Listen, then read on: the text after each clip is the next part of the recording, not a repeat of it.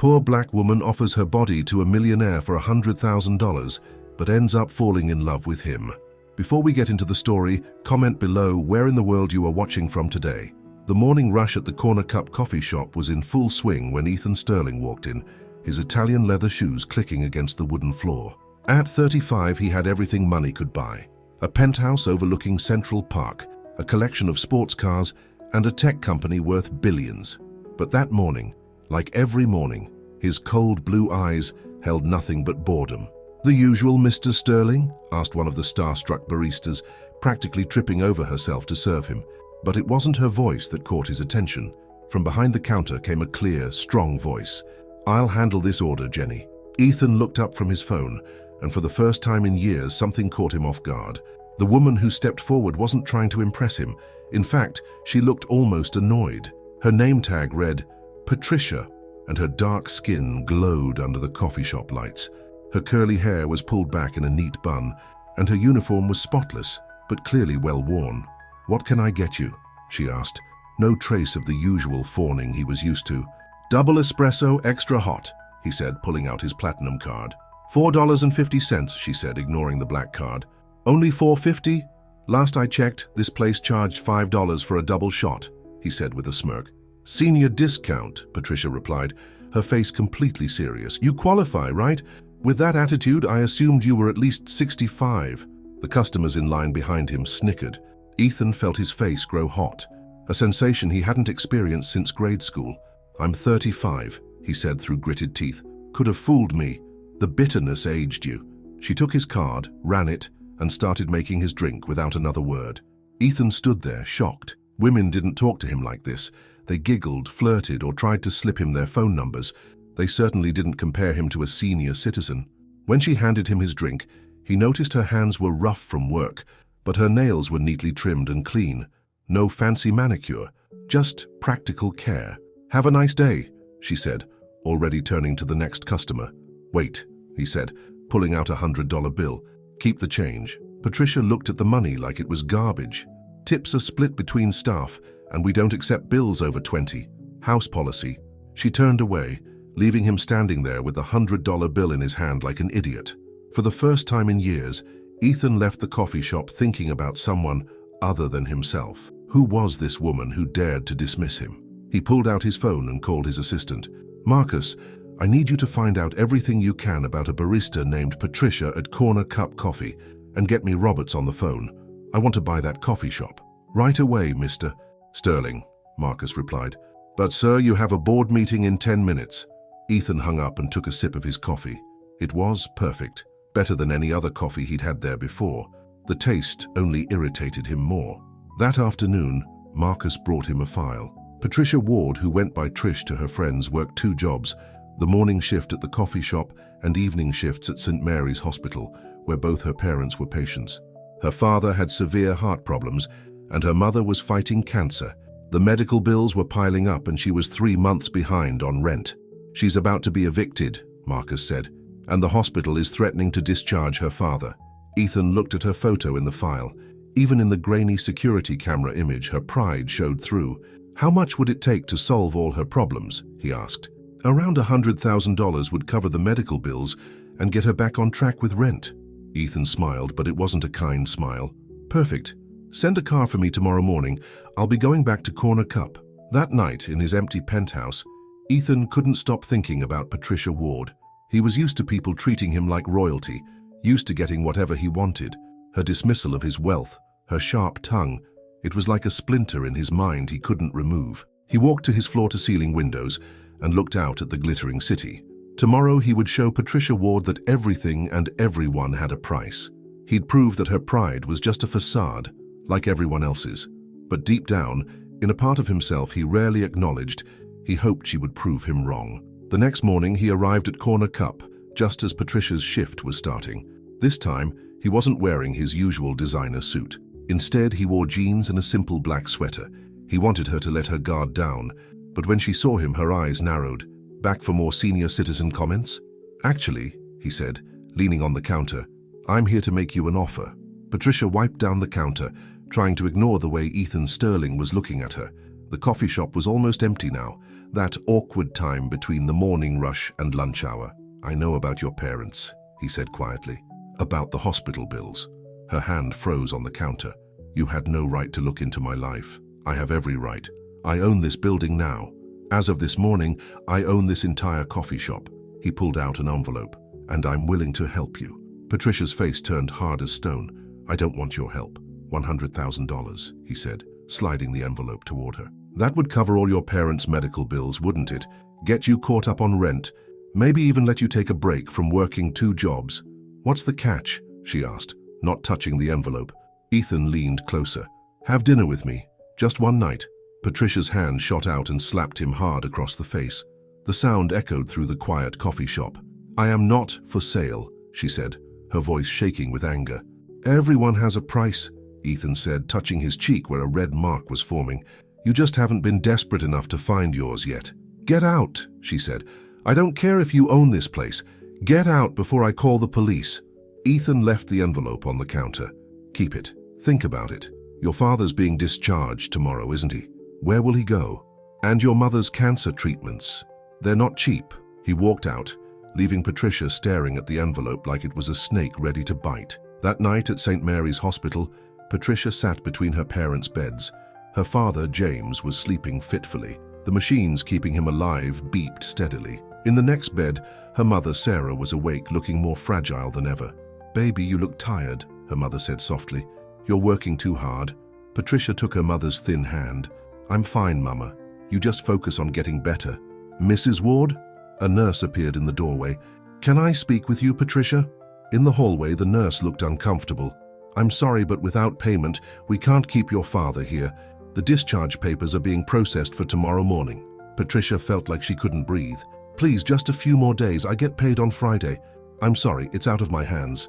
Back in the room, Patricia looked at her parents, the people who had worked their whole lives to give her everything, who had taught her about dignity and pride. Her father had been a high school teacher, her mother a librarian. They'd never been rich, but they'd been happy. Now their lives depended on money she didn't have. She pulled out her phone and looked at the number on the business card Ethan had left with the envelope. Her hands were shaking as she dialed. I knew you'd call. His voice was smooth, satisfied. If I do this, she said, each word burning her throat, I want everything in writing. The money goes directly to the hospital and to my landlord, and no one ever knows about this. Done. I'll have the papers drawn up tonight. Dinner tomorrow at 8. I'll send a car. Patricia hung up and ran to the bathroom, where she threw up everything in her stomach. When she looked in the mirror, she didn't recognize herself. The next morning, she went through her shift at the coffee shop like a robot. Jenny, the other barista, kept asking if she was okay. Just tired, Patricia said again and again. At 7, a black car pulled up outside her apartment. The driver handed her a garment bag. Inside was a red dress that probably cost more than she made in 3 months. Sitting in the back of the car, Patricia touched the crucifix necklace her mother had given her for her 16th birthday. I'm sorry, Mama, she whispered. I'm so sorry. The car pulled up to one of the most expensive restaurants in the city. Ethan was waiting outside. Looking exactly like the rich man, he was in a perfectly tailored suit. You look beautiful, he said, offering his arm. Patricia didn't take it. Let's get this over with. Inside, a waiter led them to a private room with a view of the city. Champagne was already chilling in a silver bucket. The papers, Patricia said as soon as they sat down. Show them to me. Ethan pulled out a folder. Everything as promised. The money will be transferred tonight. Patricia read every word carefully, just like her father had taught her. The documents were clear. The money would go directly to pay her parents' medical bills and her back rent. There was even extra set aside for future treatments, and all it would cost was her self-respect. She picked up the pen, her hand hovering over the signature line. In her mind, she saw her father's face, heard his voice from years ago. Your dignity is priceless, baby girl. Don't ever let anyone tell you different. The pen clattered to the table. I can't, she whispered, tears rolling down her face. I can't do this. My daddy taught me better than this. For the first time, Ethan's smug expression faltered.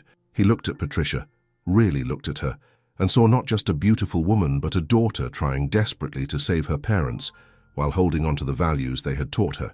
You really won't do it, will you? He asked softly. Even though it would solve all your problems? Patricia stood up, her chair scraping against the floor. Some problems aren't meant to be solved with money, Mr. Sterling. Some things really are priceless. She walked out of the restaurant, leaving Ethan sitting there with his contracts and his champagne. The night air hit her face, and she started sobbing, deep, wrenching sobs that came from her soul.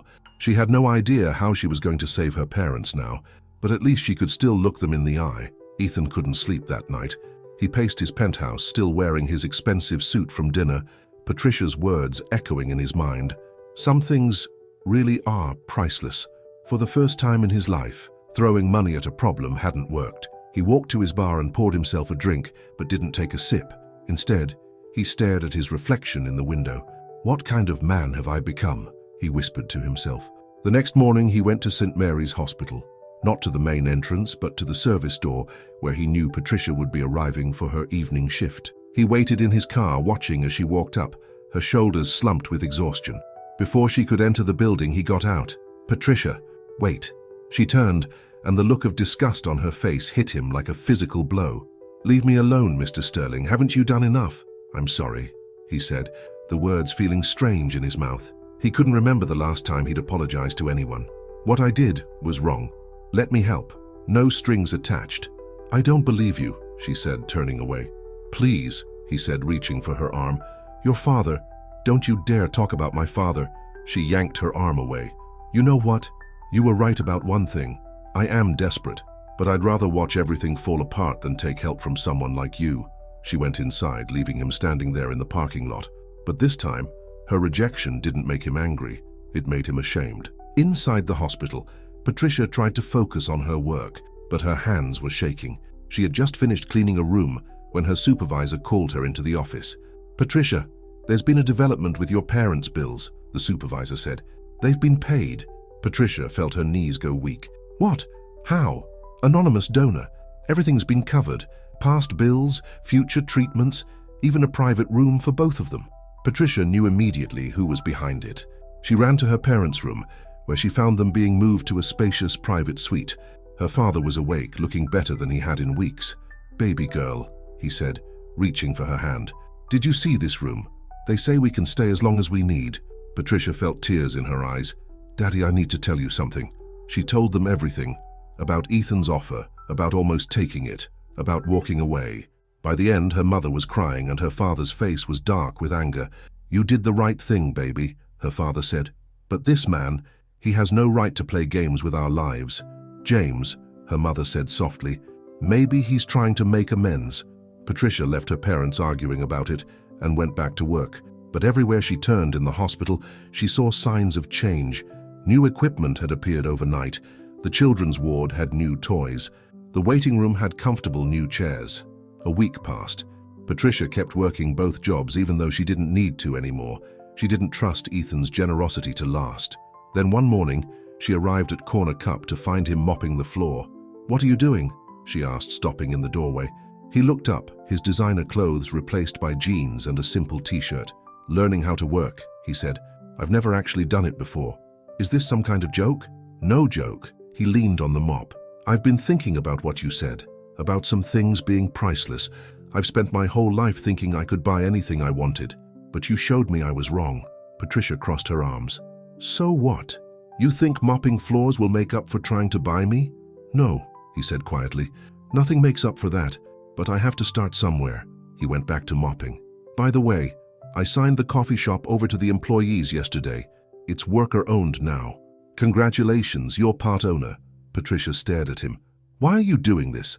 "Because for the first time in my life, I met someone who made me want to be better." He looked at her with different eyes now, not calculating or arrogant, but honest. "I don't expect you to forgive me. I just want to prove that people can change." She watched him mop. He was doing it all wrong, leaving streaks on the floor. Without meaning to, she found herself smiling. "How you're terrible at this," she said, taking the mop from him. "Here, let me show you how it's done." For the first time since they'd met, Ethan smiled too. Not his usual smirk, but a real smile that reached his eyes. And as Patricia showed him how to properly mop a floor, something shifted between them. It wasn't forgiveness, not yet, but it was a start. Word spread fast about Ethan Sterling showing up at Corner Cup every morning to help with the opening duties. Even faster spread the rumors about why he was doing it. The tabloids had a field day. Billionaire tech CEO working as janitor, mental breakdown. One morning, Patricia arrived to find a crowd of reporters outside the coffee shop. Ethan was already there, calmly wiping down tables while camera flashes went off through the windows. "You don't have to be here," she told him as she tied on her apron. "This can't be good for your business." "My business is fine," he said. "I'm more worried about how this attention is affecting you." She was about to answer when the door chimed. A tall, elegant woman in her 60s walked in, her designer heels clicking on the floor Ethan had just mopped. Patricia recognized her immediately from magazine covers. Victoria Sterling, Ethan's mother. "Mother?" Ethan said, straightening up. "What brings you here?" Victoria's eyes swept over the coffee shop like she was examining a crime scene. "Really, darling, this has gone on long enough. The board is concerned. Your sister Charlotte is getting calls from all our friends. It's embarrassing." "I'm not embarrassed," Ethan said. "Well, you should be." Victoria turned to Patricia. "How much?" Patricia blinked. "Excuse me?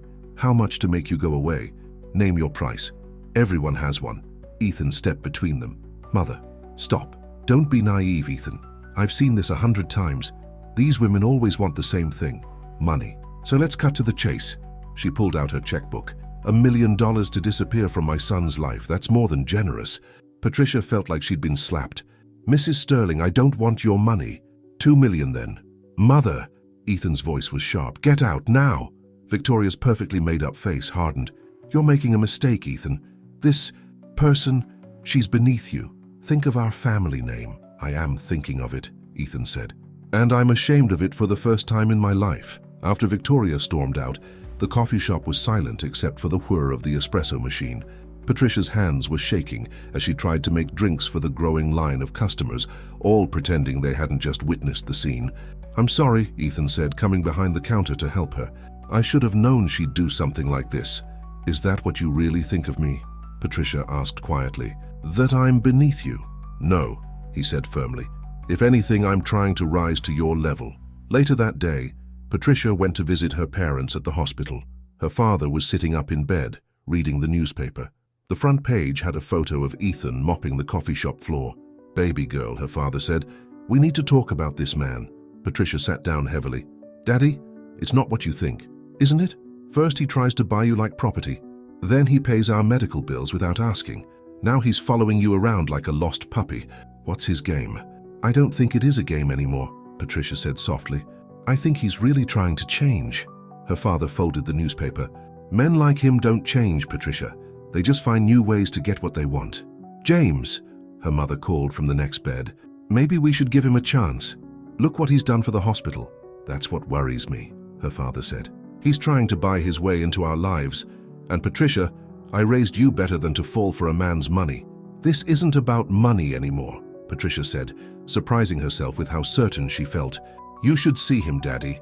He gets up at 4 a.m. to help open the shop. His hands are getting calluses for the first time in his life. Yesterday, he spent 3 hours helping old Mrs. Johnson with her physical therapy just because he saw she was struggling." Her father's face softened slightly. "You care about him." It wasn't a question, but Patricia answered anyway. "I'm starting to, and it scares me." That evening, as Patricia was leaving her hospital shift, she found Ethan waiting in the parking lot again. But this time, he wasn't wearing his usual clothes. He was in scrubs, splattered with what looked like cleaning solution. "What are you doing here?" she asked. "I've been volunteering in the janitorial department," he said. 3 days a week. I wanted to understand your world better." Patricia felt something warm spread through her chest. "You don't have to do all this." "I know," he said. "I want to. Patricia, I've spent my whole life thinking I was better than everyone else because I had more money.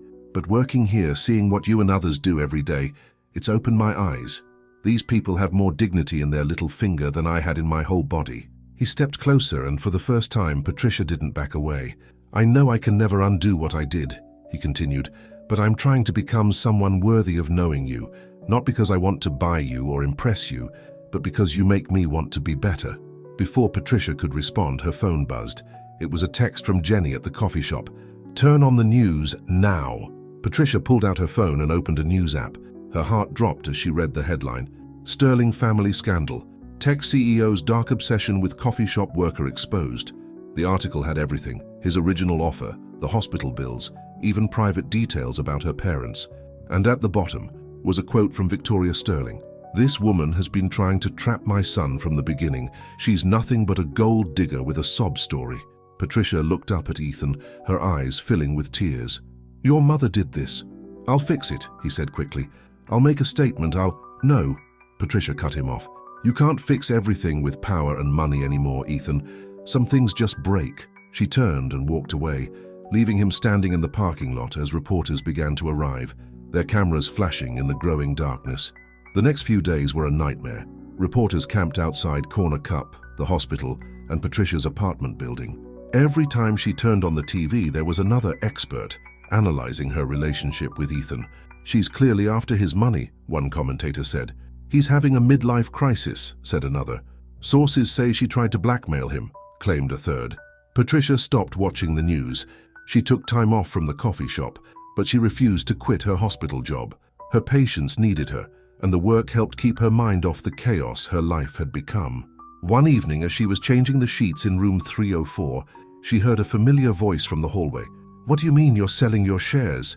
It was Ethan, and he sounded angry. Patricia peeked out. Ethan was facing his sister Charlotte, both of them dressed for a board meeting. I'm sorry, Ethan, Charlotte said, but Mother's right. The company's stock has dropped 15% since this scandal broke. The board is talking about removing you as CEO. So remove me, Ethan shot back. I don't care anymore. Don't say that. This company is your life. No, it was my prison. For the first time, I'm seeing things clearly. He ran his hands through his hair in frustration. All my life, I thought being rich meant being better than everyone else. But watching Patricia work here, seeing how she treats people, how she helps them, that's worth more than all my money. Patricia's heart skipped a beat. She hadn't known he was watching her that closely. You're in love with her, Charlotte said, sounding shocked. Yes, Ethan replied simply, and I don't deserve her. Patricia backed away from the door, her hands trembling. She bumped into a cart, sending supplies scattering across the floor. The noise brought Ethan and Charlotte running. Patricia, Ethan said, immediately dropping to help her pick things up. Are you okay? I'm fine, she said, not meeting his eyes. You shouldn't be here. Actually, Charlotte spoke up, I'm glad we ran into you. There's something you should know. Patricia looked up. Charlotte's face was serious. Our mother, Charlotte continued, she's planning something. I heard her on the phone with her lawyers. She's going to claim you manipulated Ethan into paying your parents' medical bills. She's trying to build a fraud case against you. She can't do that, Ethan exploded. I made those payments voluntarily. It doesn't matter, Patricia said quietly. The damage is already done. My reputation is ruined. I can barely go outside without being harassed. And now your mother wants to send me to jail. I won't let that happen, Ethan said firmly. You can't stop it, Patricia replied. Your mother was right about one thing. I am beneath you, not because of money, but because I was stupid enough to think this could work. She turned to leave, but Ethan caught her arm. Yesterday, I saw you sit with Mr. Rodriguez for 2 hours after his family couldn't make it to visit him. Last week, you spent your lunch break reading stories to the kids in pediatrics. The day before that, you helped Mrs. Thompson write a letter to her grandson because her hands shake too much to write herself. You think that makes you beneath me? Patricia felt tears forming in her eyes. Stop. No, I won't stop. You want to know what I see when I look at you? I see someone who has more class and dignity in one day than my whole family has had in generations. You're not beneath me, Patricia. I'm the one who needs to rise to your level. Charlotte cleared her throat. Ethan, the board meeting starts in 20 minutes. I'm not going, he said, not taking his eyes off Patricia. What? But they're voting on whether to keep you as CEO. Let them vote. I've made my decision. He pulled out his phone and dialed. Marcus, call a press conference right now in front of the hospital. An hour later, Patricia watched from a hospital window as Ethan stood before a sea of reporters. The media frenzy had drawn an even bigger crowd than usual. My name is Ethan Sterling, he began, and I've been living a lie. I thought being rich made me special. I thought everything and everyone had a price. Then I met someone who proved me wrong. He looked up at the hospital windows, and though Patricia knew he couldn't see her, she felt his gaze. I tried to buy her affection, he continued. I offered her money when she needed help. She turned me down and taught me about dignity instead. Yes, I paid her parents' medical bills. Yes, I've been working at a coffee shop and volunteering at this hospital. And yes, I'm in love with her. The reporters went wild, shouting questions. But this press conference isn't about her. Ethan raised his voice above the chaos. It's about me. Effective immediately, I'm stepping down as CEO of Sterling Tech. I'm also announcing the creation of the Ward Family Foundation, named after Patricia's parents. This foundation will help families struggling with medical bills. I'm funding it with half my personal fortune. Patricia's phone started ringing. It was her father. "Baby girl," he said when she answered. "Are you watching this?" "Yes, Daddy. Your mother's crying. She says maybe we were wrong about him." Patricia watched as Ethan continued his speech, announcing more plans to help the hospital and the community. He looked different up there, not like the arrogant billionaire she'd first met, but like someone who had finally found his purpose. "Maybe we were all wrong about him," she whispered. Victoria Sterling sat in her Manhattan penthouse, watching her son's press conference on a large flat-screen TV, her perfectly manicured nails dug into the leather armrest of her chair as she listened to Ethan announce he was giving away half his fortune. "This is unacceptable," she said into her phone. "I want her investigated. Every detail of her life, every skeleton in her closet. Nobody is this perfect. Find something we can use." In the hospital cafeteria, Patricia sat with her parents, who had been allowed to eat together for the first time since their treatments began. The TV mounted on the wall was replaying Ethan's press conference. "He gave up his company," her father said, shaking his head. "For you." "I never asked him to do that," Patricia replied, pushing her food around on her plate. "Maybe that's exactly why he did it," her mother said softly. She reached across the table and took Patricia's hand. "Baby, when your father and I first met, his family didn't approve of me either. They thought a librarian wasn't good enough for their son. That was different, Mama." "Was it?" Her father smiled. "Love is love, baby girl. Rich or poor, it hits you the same way." Before Patricia could respond, her phone buzzed with a text from Jenny at the coffee shop. "You need to see this now." Patricia pulled up the news on her phone and felt her heart stop. There was a photo of her from years ago in handcuffs. The headline read, "Sterling's new love has criminal past." "Oh God," she whispered. Her father grabbed the phone and read the article, his face getting darker with each word. "They're twisting everything around." The article detailed Patricia's arrest at age 19, when she had taken the blame for her best friend Lisa's shoplifting because Lisa was pregnant and couldn't risk going to jail. The charges had been dropped, but Victoria Sterling's lawyers had dug up the sealed records. Miss Ward's history of deception raises questions about her true motives in pursuing Ethan Sterling. The article quoted Victoria saying, "Patricia felt sick. I have to find Ethan before he sees this." But as she stood up, Ethan burst into the cafeteria. His tie was loose, his hair messy like he'd been running his hands through it. "Patricia," he said out of breath, "I just saw the article. Are you okay?" She stared at him. "You're not angry." "Angry? Why would I be angry?" "Because I never told you about the arrest." Ethan walked over and took her hands in his. "I don't care about that. I care that my mother is trying to hurt you to get to me." "Son," Patricia's father spoke up, "pull up a chair. I think it's time we all had a talk." Ethan sat down, still holding Patricia's hand. Her father studied him for a long moment. "You love my daughter?" he asked directly. "Yes, sir. More than anything." "Then you need to understand something. That arrest, that was Patricia protecting someone who needed help. That's who she is, always putting others first, even when it costs her everything." Ethan squeezed Patricia's hand. "I know. That's why I love her." Suddenly there was a commotion at the cafeteria entrance. Victoria Sterling walked in, followed by a team of lawyers and security guards. "Well, isn't this cozy?" she said, her voice dripping with sarcasm. "The happy family." "Mother, don't," Ethan warned, standing up. "I'm not here for you, darling." She turned to Patricia. "I've filed a lawsuit against you for fraud and defamation. My lawyers estimate the damages at $50 million. Patricia felt the room spin. "What? You manipulated my son into paying your family's medical bills. You turned him against his own family. You've damaged our company's reputation. Actions have consequences, my dear." "That's enough," Ethan's voice boomed through the cafeteria. "You want a lawsuit, Mother? Fine, I'll countersue you for slander. I'll tell everyone how you tried to pay Patricia to disappear, how you leaked sealed records to the press." "You wouldn't dare," Victoria hissed. "I'm your mother, and she's the woman I love. If you make me choose, you won't like my choice." Victoria's face went pale. She looked around the cafeteria, suddenly aware that patients and staff were recording everything on their phones. "This isn't over," she said, turning to leave, but she stopped and looked back at Patricia. "You think you've won? Wait until you see what it really means to be a Sterling. The press will follow you everywhere. Every mistake you've ever made will be front-page news. Your whole life will be under a microscope. Ask yourself, is my son really worth all that? After she left, the cafeteria erupted in whispers. Patricia felt overwhelmed. Everything was happening too fast. I need some air, she said, pulling her hand from Ethan's. She ran to the hospital's rooftop garden, her secret place when things got too hard. But this time she wasn't alone. Ethan followed her. Patricia, wait. Whatever you're thinking, don't let my mother get in your head. She's right, though, Patricia said, turning to... Look at what's already happened. My arrest is all over the news. People are calling me a gold digger. Your company is suffering. Your family is falling apart. I don't care about any of that. But I do. She wiped away tears.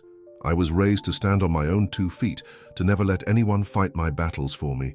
But being with you means everyone will always question my motives. They'll always see me as the poor girl who trapped a rich man. Ethan stepped closer. Then let them talk. We know the truth. Do we? Patricia looked out over the city lights. When we met, you thought I was beneath you. Now you've given up everything to prove I'm not. That's not healthy, Ethan. That's not real. You're wrong, he said softly. I gave up nothing. You showed me what really matters.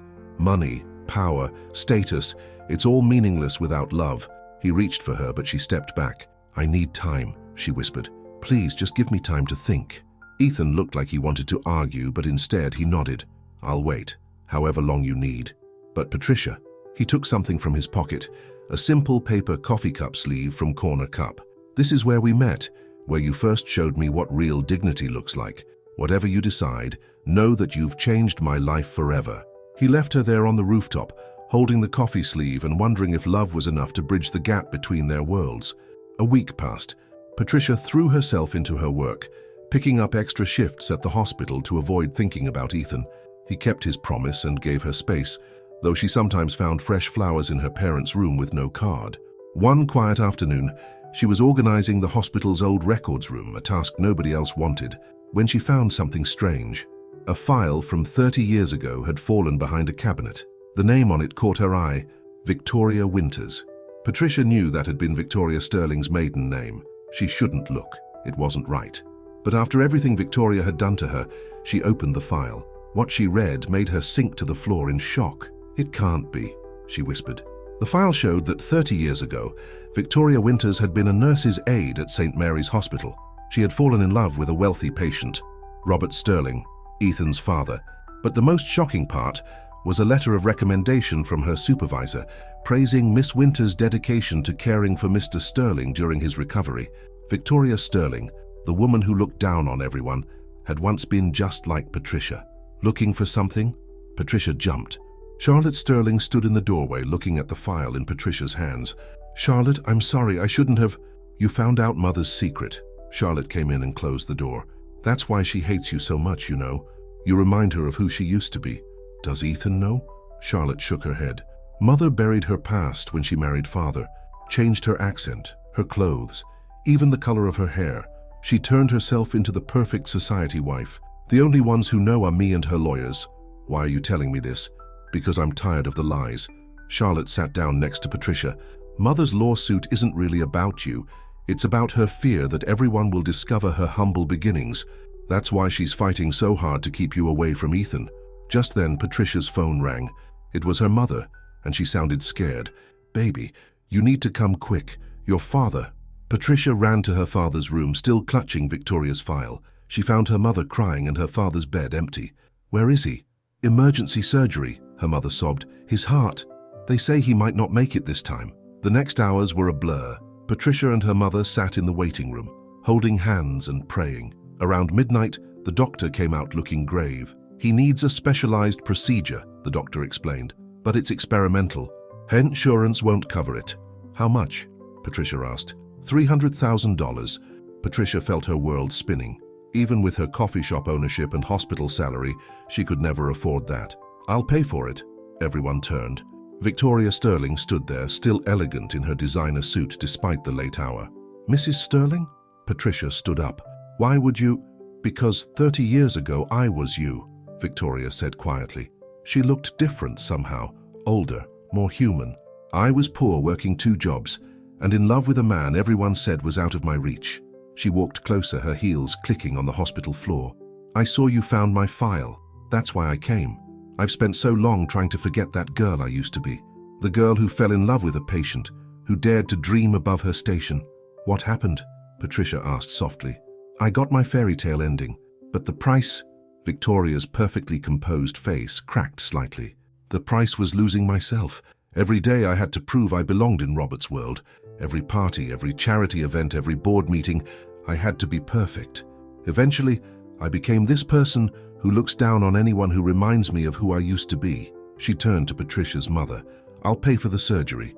No strings attached. Not for Patricia or Ethan, but because 30 years ago, someone gave me a chance at love. It's time I did the same." Before anyone could respond, Ethan appeared in the doorway. He had obviously run there. His tie was gone and his shirt was wrinkled. "Patricia, Jenny called me about your father. I came as soon as—" He stopped, seeing his mother. "What are you doing here?" Victoria straightened her shoulders. "It's time you knew the truth, darling, about who I really am, about why I fought so hard against your happiness." As Victoria told her story, Patricia watched Ethan's face change, from shock to understanding to something like compassion. When Victoria finished, the waiting room was silent, except for the distant beeping of hospital machines. Finally, Ethan spoke. "All these years you've been ashamed of your past.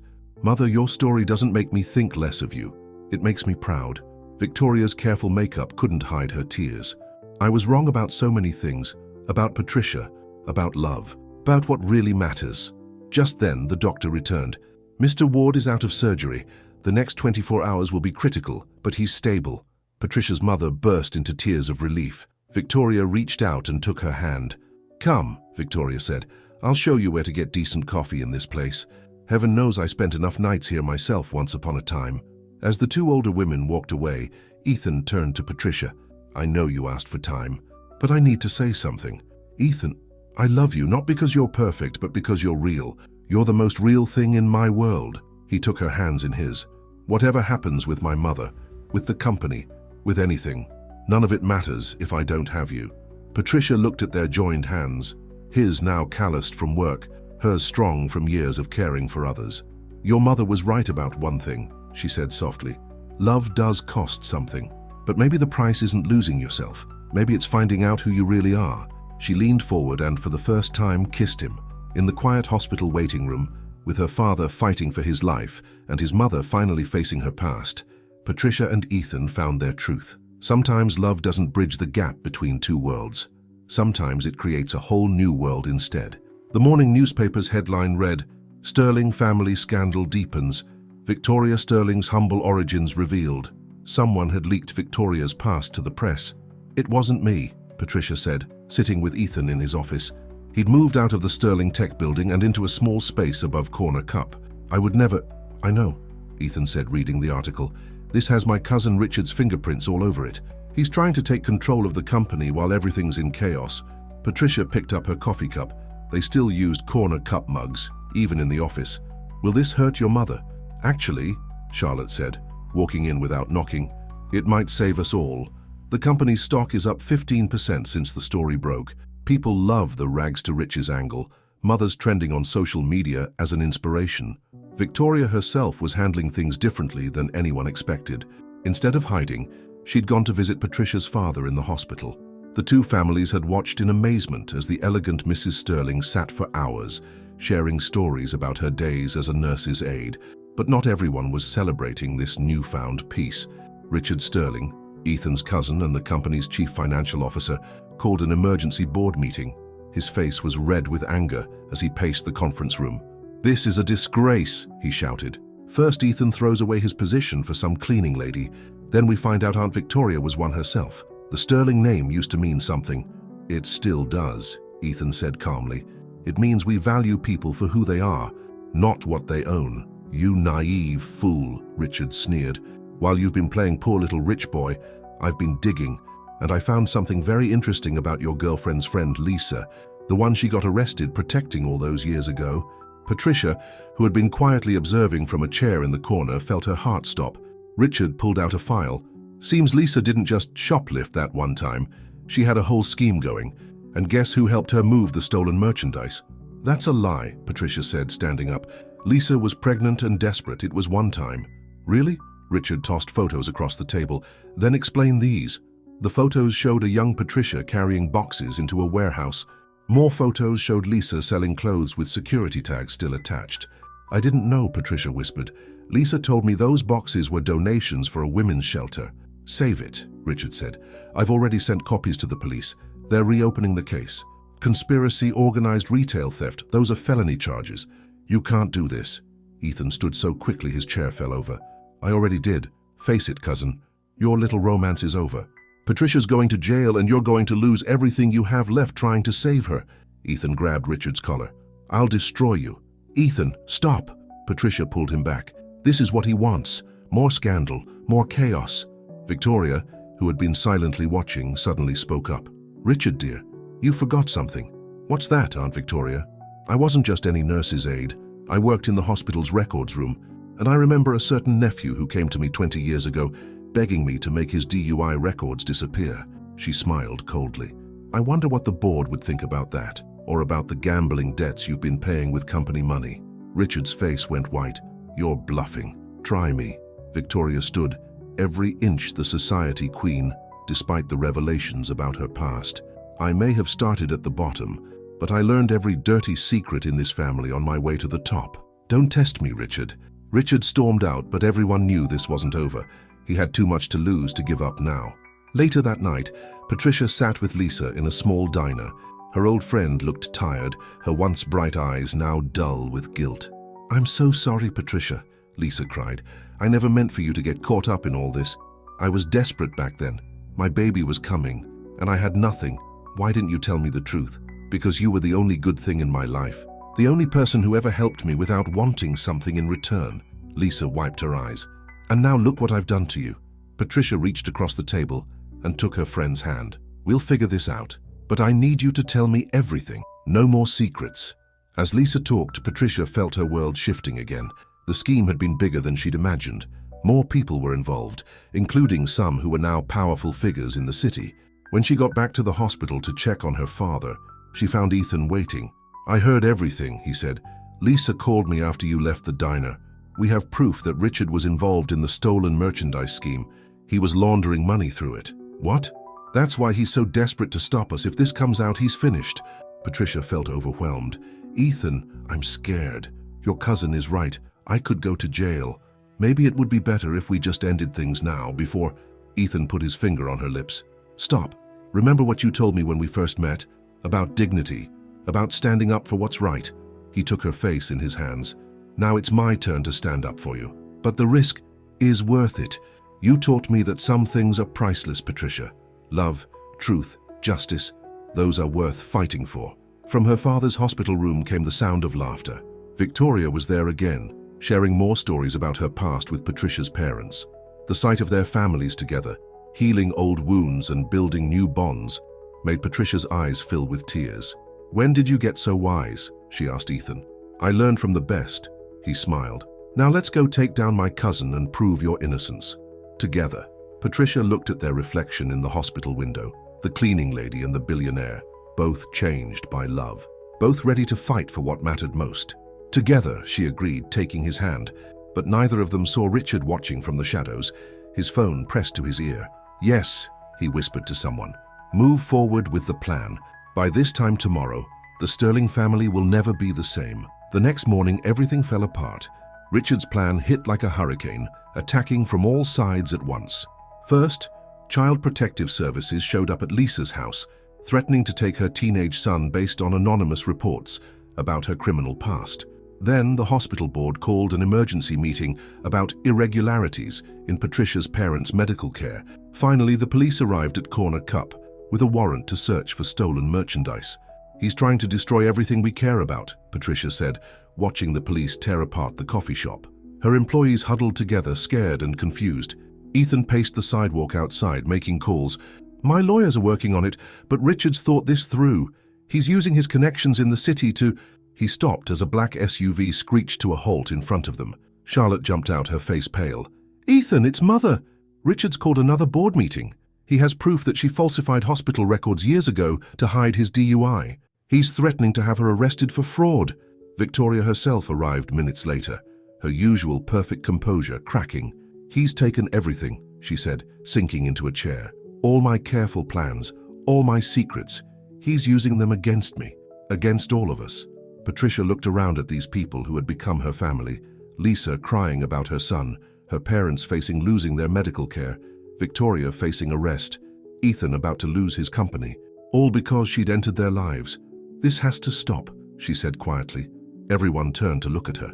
Patricia, Ethan started, but she held up her hand. No, listen.